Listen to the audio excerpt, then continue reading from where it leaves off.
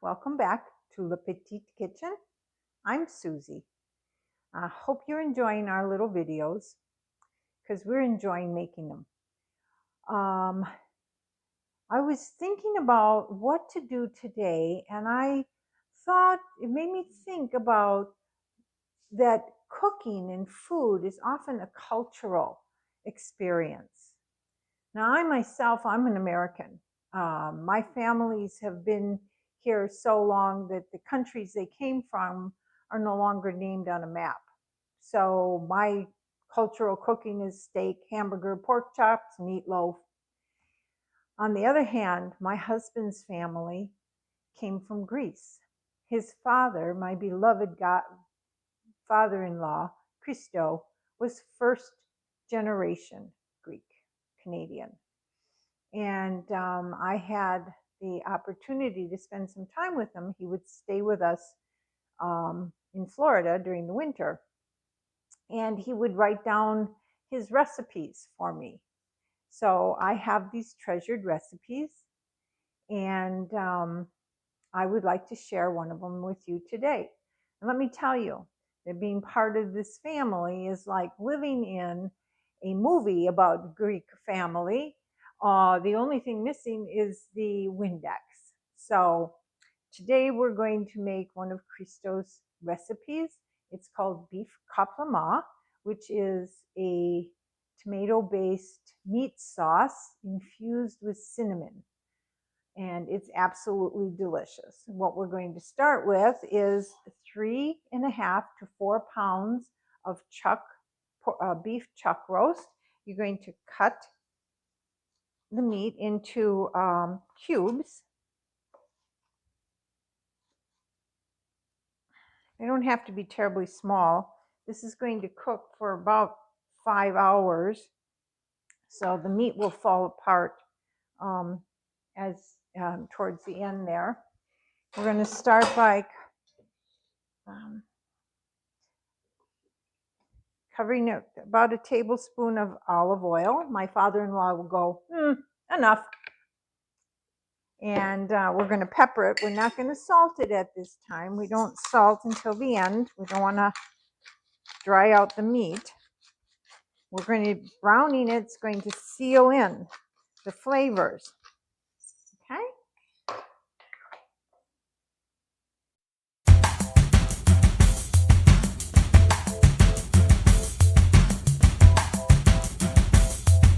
Okay, as you can see, we've got our meat over medium-high heat here, and we stir it around, and it's starting to brown up nicely. I'm going to seal in all that wonderful flavor from our beef. Okay, and just let that go for a few more minutes. As you can see, our meat is nicely browned, and we have all those nice drippings in there that are going to add to our flavor. Now we'll start adding our other ingredients. Okay, so we've got our nicely browned meat. Our next ingredient is going to be a 15-ounce can of tomato sauce. And get that all in there. And then we're going to add 2 15-ounce cans of water. And now this can be made in a slow cooker, but if you're going to make it in a slow cooker, then you want to decrease the water by 1 can. So you only use 1 15-ounce can of water. Now I like to put it on the range and cook it, let it boil down, simmer down for the 5 hours, because the sauce gets infused with flavor, and it's thick and just beautiful, and the whole house smells. Next, we're going to do a 6-ounce can of tomato paste. Right. Yay. And then we're going to add a 6-ounce can. Oh my. All right, we got a 6-ounce. This is just an Italian table wine that we didn't finish up. think we're gonna have it done there. There we go. 6-ounce can of red wine. We're gonna use 4 to 5 cloves of garlic. Now I cheat, I use the minced garlic.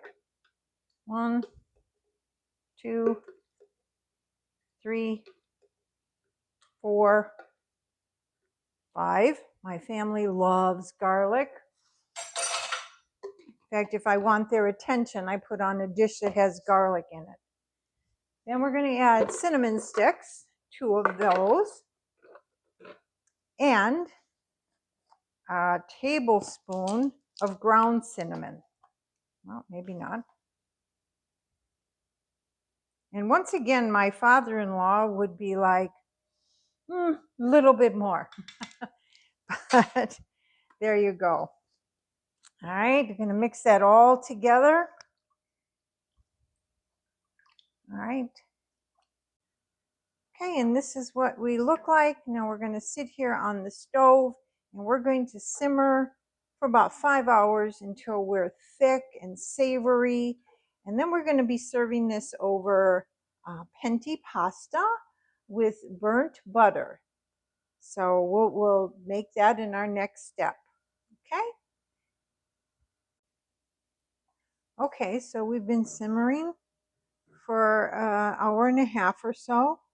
And I'm going to stir and add a couple of bay leaves, salt and pepper to taste. Okay. And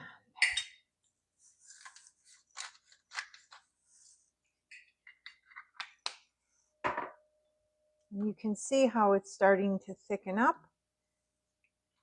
In a couple more hours, we're going to have a fantastic meal. While our sauce is cooking, we're going to prepare our pasta.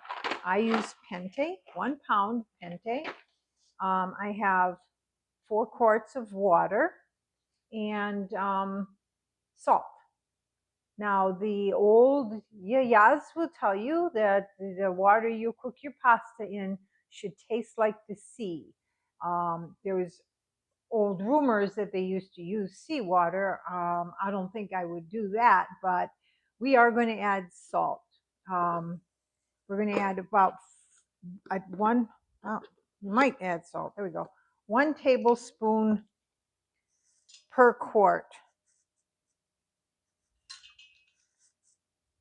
Now, there is actually a scientific reason for adding salt to your pasta water. First of all, it seasons the pasta.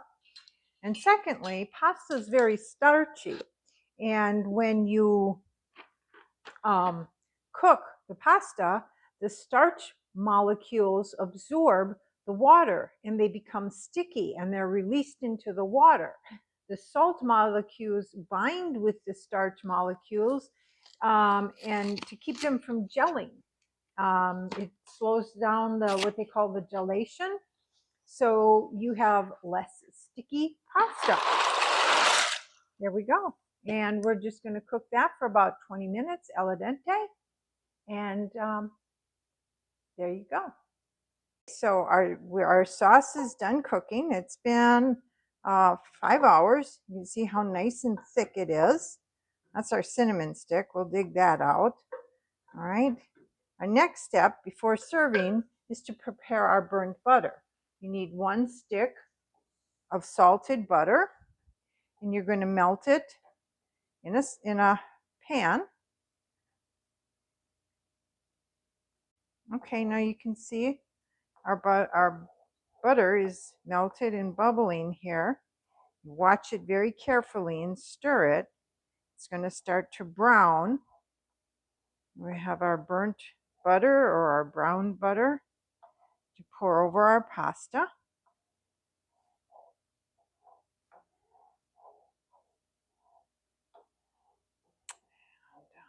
Coming along nicely here.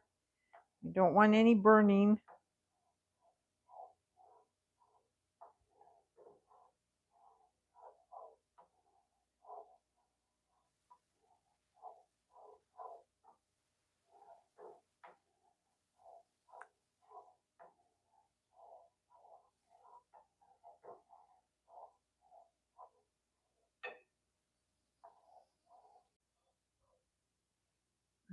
Here we go.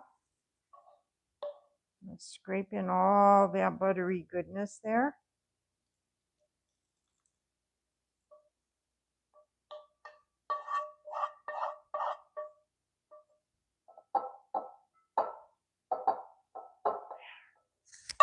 And add some Parmesan cheese. About 1/4 cup. Okay. And let's get the bay leaves out.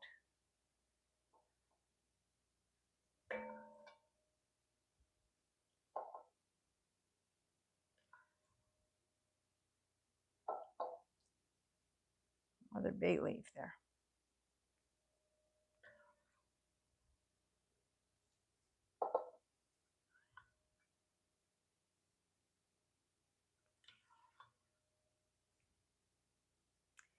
And there you have it. Greek beef Kapama. And thank you, Christo, and happy Father's Day in heaven. So if you enjoy our recipe, we'll put it on the site for you. And remember to hit the subscribe button and follow our links for our kitchen gadgets that we use here. Okay? See you next time.